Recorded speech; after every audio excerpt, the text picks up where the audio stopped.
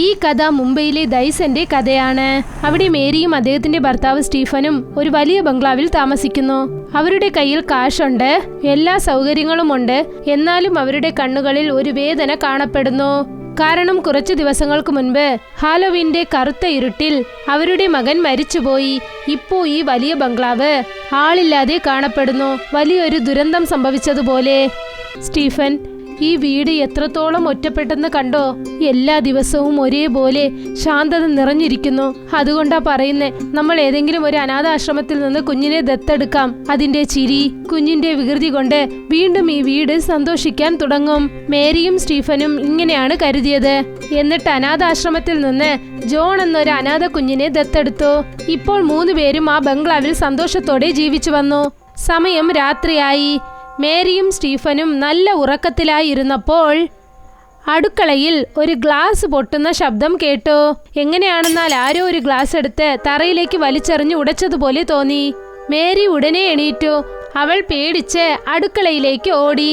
പിന്നെ അവിടെ തറയിൽ ഒരു ഗ്ലാസ് പൊട്ടിക്കിടക്കുകയായിരുന്നു. പിന്നെ ചുമരിൽ ഒരു കുഞ്ഞിന്റെ നിഴൽ അനങ്ങിക്കൊണ്ടിരുന്നു.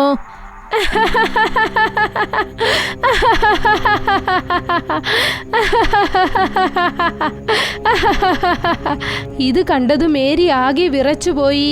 അവൾ പേടിച്ച് റൂമിലേക്ക് ഓടി. പിന്നെ അവിടെ TV താനെ ഓടിക്കൊണ്ടിരുന്നു. സ്ക്രീനിൽ ഒരു കുട്ടി പ്രേതത്തിന്റെ കോസ്റ്റ്യൂം ഇട്ട് ഡാൻസ് കളിച്ചുകൊണ്ടിരുന്നു. പിന്നെ ജോൺ അത് നോക്കിക്കൊണ്ടിരുന്നു. ഇത് ഡാൻസ് കളിക്കുന്ന ഡേവിഡ് അല്ലേ? ജോൺ, ഈ TV ഇപ്പോൾ ആരാണിട്ടത്? മേരി ജോണിനെ നോക്കി. അവന്റെ കണ്ണുകളൊക്കെ ചുമന്നിരുന്നു. പിന്നെ അവന്റെ മുഖത്ത് ഒരു ഭയങ്കരമായ ചിരിയുണ്ടായിരുന്നു. ആരോ ഒരാൾ അവന്റെ ശരീരത്തിൽ കേറിയതുപോലെ. ജോൺ, ഞാൻ നിന്നോടാ ചോദിക്കുന്നത്, TV ഓൺ ചെയ്തത് ആരാണ്? ജോൺ മിണ്ടാതെ നിന്നു. മേരി ദേഷ്യത്തോടെ TV ഓഫ് ചെയ്തു. പക്ഷേ സ്ക്രീനിൽ ഡേവിഡിന്റെ മുഖം വീണ്ടും ഫ്ലാഷ് ആകാൻ തുടങ്ങി. അവന്റെ കണ്ണുകൾ വിളറിയിരുന്നു, ഏതോ ഒരു പ്രേതാത്മാവിനെ പോലെ. ജോൺ, നിനക്ക് ഈ ഡേവിഡിന്റെ വീഡിയോ എവിടെ നിന്നാണ് കിട്ടിയത്? ദേഷ്യത്തിൽ മേരി ജോണിനെ ഒരു അടി അടിച്ചു. പറ, ഡേവിഡിന്റെ വീഡിയോ നിനക്ക് എവിടെ നിന്നാണ് കിട്ടിയത്? മേരി ജോണിനെ അടിച്ചതും തന്നെ ജോൺ അപ്പോഴാണ് നിവർന്നു നോക്കിയത്. അവന്റെ കണ്ണുകളൊക്കെ കറുത്ത് ഏതോ ഒരു പിശാചിന്റെ ആത്മാവ് അവനിലുള്ളതുപോലെ തോന്നി.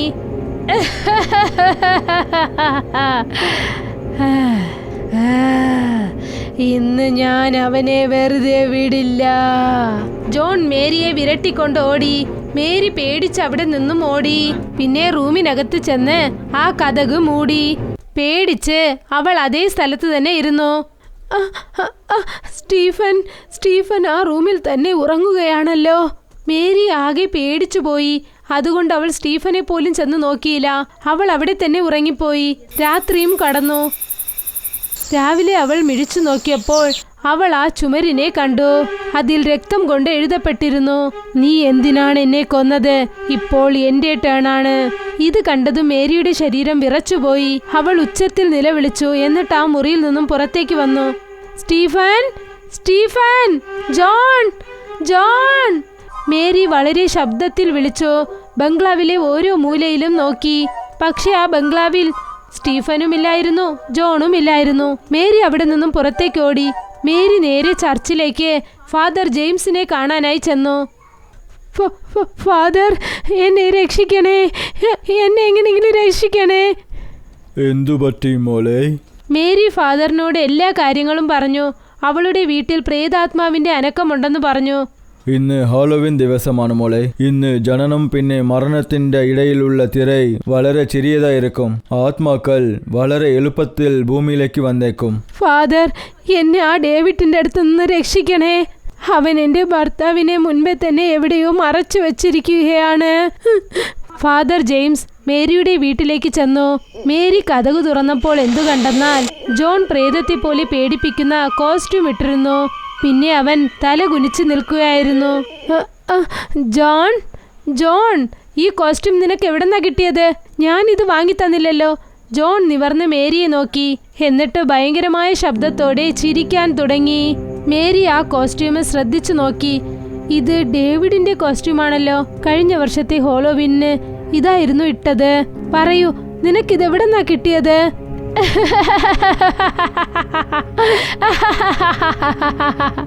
ശ്രദ്ധിക്കൂ മേരി, ഡേവിഡിന്റെ ആത്മ വന്നിട്ടുണ്ട്. ജോൺ പെട്ടെന്ന് മേരിയുടെ മേലിലേക്ക് ചാടി. അപ്പോഴാണ് ഫാദർ ജെയിംസ് ജോണിന്റെ മേലിലേക്ക് തീർത്ത വെള്ളം ഒഴിച്ചത്. ജോൺ ആ സ്ഥലത്ത് തന്നെ മയങ്ങി താഴേക്ക് വീണു. ഈ ആത്മ ദേഷ്യത്തിലുണ്ട്. നമ്മൾ യേശുക്രിസ്തുവിന്റെ പരിശുദ്ധാത്മ കൊണ്ട് ഈ ആത്മയെ പറഞ്ഞയക്കണം. ഫാദർ ജെയിംസ് ആ വീടിന്റെ എല്ലാ വശത്തും തീർത്ത വെള്ളം ഒഴിച്ചു. തന്റെ ബാഗിൽ നിന്നും ബൈബിൾ എടുത്തു. മെഴുകുതിരി കത്തിച്ചു. മുറിയുടെ മധ്യത്തിൽ ഒരു കുരിശ് വെച്ചു. യേശുക്രിസ്തുയുടെ പരിശുദ്ധ ആത്മ കൊണ്ട് ഞാൻ നിനക്ക് ഉത്തരവിടുന്നു. നിന്റെ ആലോചന എന്താണെന്ന് പറയൂ. എന്തിനാ ഇങ്ങോട്ട് വന്നിരിക്കുന്നത്? പെട്ടെന്ന് മുറിയിൽ തണുത്ത കാറ്റ് വീശാൻ തുടങ്ങി. മെഴുകുതിരി അണഞ്ഞു. ജോൺ എണീറ്റു നിന്നു. കരുവളയം നിറഞ്ഞ കണ്ണുകൾ, പിന്നെ ചിരിയും ഭയങ്കരമായിരുന്നു. എൻ്റെ അച്ഛനും അമ്മയുമാണ് എന്നെ കൊന്നത്. ഇപ്പോൾ അവരുടെ തവണയാണ്. അശുദ്ധ ആത്മാ, ഞാൻ നിന്നെ യേശുക്രിസ്തു പേര് കൊണ്ട് ഇവിടെ നിന്ന് പോയേക്കെന്ന് പറഞ്ഞയക്കുന്നു. പക്ഷെ ആത്മാവ് കൂടുതൽ ശക്തി ആർജിച്ചതായി മാറി. കുരിശ് കാറ്റത്ത് പറന്ന് ചുമരിൽ ചെന്നിടിച്ചു. എന്നിട്ടത് ഉടഞ്ഞുപോയി. ഫാദർ ജെയിംസിന്റെ മുഖം വിയർത്തൊലിച്ചു. മേരിയെ നോക്കി നിലവിളിച്ചു. പറയൂ മേരി, നിങ്ങളൊക്കെ എന്ത് പാവമാണ് ചെയ്തത്? അതെ, ഞാൻ ചെയ്തത് വലിയ പാപമാണ്. ഞങ്ങൾ തന്നെ ഞങ്ങളുടെ കുഞ്ഞിനെ കൊന്നുകളഞ്ഞു. അന്ന് ഹോലോവിൻ രാത്രിയാണ്. എൻ്റെ മകൻ ഡേവിഡ് പ്രേതത്തിനെ പോലെ ഭയങ്കരമായ കോസ്റ്റ്യൂം ഇട്ടുകൊണ്ട് തൻ്റെ പ്രിൻസിപ്പളിനോടൊപ്പം ഗ്രാമത്തിലെ ട്രിക്ക് ഓൺ ട്രിക്കിലേക്ക് തിരിച്ചു. അച്ഛാ, എൻ്റെ ഫേവറേറ്റ് ക്യാൻഡി വാങ്ങിക്കൊണ്ടുവന്നോ? അതെ മോനെ, ഇതാ, ഇത് സ്പെഷ്യലായിട്ട് നിനക്ക് വേണ്ടിയാണ് ഡേവിഡ്. ഡേവിഡ് വളരെ സന്തോഷത്തോടെ ആ ക്യാൻഡി കഴിച്ചു. പക്ഷെ കുറച്ചു സമയത്തിനകം അവൻ വേദന താങ്ങാനാവാതെ പിടഞ്ഞു. ആ ക്യാൻഡിയിൽ സാനിഡ് ഉണ്ടായിരുന്നു. സ്റ്റീഫന്റെ ലക്ഷ്യം എന്താണെന്നാൽ ഡേവിഡിന്റെ പേരിലുള്ള ഭീമന്റെ സ്വത്ത് കൈക്കലാക്കണം. മേരി മുഴുവൻ കഥയും പറഞ്ഞുകൊണ്ടിരുന്നു. അപ്പോൾ ഡേവിഡിന്റെ ആത്മാവ് ഫാദർ ജെയിംസിനെ ആക്രമിച്ചു. പിന്നെ അദ്ദേഹം മയങ്ങി താഴേക്ക് വീണു. ഇത് കണ്ടിട്ട് മേരി ആകെ പേടിച്ചു പോയി.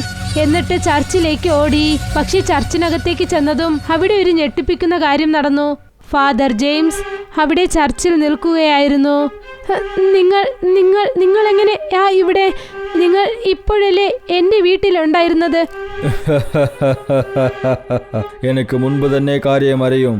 അതുകൊണ്ട് ഡേവിഡിന്റെ ആത്മയ്ക്ക് ശക്തി തരാനായിട്ട് ഞാൻ രഹസ്യ ബലി കൊടുത്തു. അവിടെ നോക്ക്. മേരി അങ്ങോട്ട് നോക്കി. ഫാദർ ജെയിംസ് അവളുടെ ഭർത്താവ് സ്റ്റീഫനെ ബലിയിട്ടു. അവന്റെ തല മുറിക്കപ്പെട്ടിരുന്നു. നീ എന്നെ പറ്റിച്ചിരിക്കുകയാണ്. നീയാണ് എൻ്റെ ഭർത്താവിനെ കടത്തി വെച്ചിരുന്നത്. അതെ, കാരണം പാവം ചെയ്തവർക്ക് ശിക്ഷ കിട്ടിയേ പറ്റുള്ളൂ. നീയും നിന്റെ ഭർത്താവും പാവം ചെയ്തിട്ടുണ്ട്. ജോൺ ഇപ്പോൾ മേരിയുടെ മുൻപിൽ നിൽക്കുകയായിരുന്നു. അവന്റെ ശരീരത്തിൽ ഡേവിഡിന്റെ ആത്മാവുണ്ടായിരുന്നു. നിങ്ങൾ എന്നെ കൊന്നുകളഞ്ഞു. ഇപ്പോൾ എൻ്റെ തവണയാണ്. പെട്ടെന്ന് മേരിയുടെ ശരീരമൊക്കെ വിറയ്ക്കാൻ തുടങ്ങി. അവളുടെ വിരലുകളൊക്കെ കറുത്തതായി മാറി. അതായത് സൈനൈഡ് വിഷം അവളുടെ ശരീരത്തിലുള്ളതുപോലെ. ആരെങ്കിലും എന്നെ രക്ഷിക്കണേ, രക്ഷിക്കണേ. മേരി അവിടെ തന്നെ വീണു. ജോണിന്റെ ശരീരത്തിൽ നിന്നും ഡേവിഡിന്റെ ആത്മാവ് പുറത്തു വന്നു. എൻ്റെ അമ്മയ്ക്ക് എന്താണ് പറ്റിയത്? അങ്കിൾ, ഡോക്ടറിന്റെ അടുത്തേക്ക് കൊണ്ടുപോകൂ. ജെയിംസും ജോണും മേരിയെ ഹോസ്പിറ്റലിലേക്ക് കൊണ്ടുപോയി. ഡോക്ടർ അവരെ ചെക്ക് ചെയ്തു. പിന്നെ മരണത്തിന്റെ കാരണം സൈനൈഡ് വിഷമാണെന്ന് പറഞ്ഞു. ഇത് ഹോലോവിൻ രാത്രിയാണ്. ഗ്രാമത്തിലെ എല്ലാ കുട്ടികളും ട്രിക്ക് പിന്നെ ടീറ്റിങ്ങിന് തിരിച്ചു. സൂക്ഷിക്കണം, ക്യാൻഡി കഴിക്കരുത്.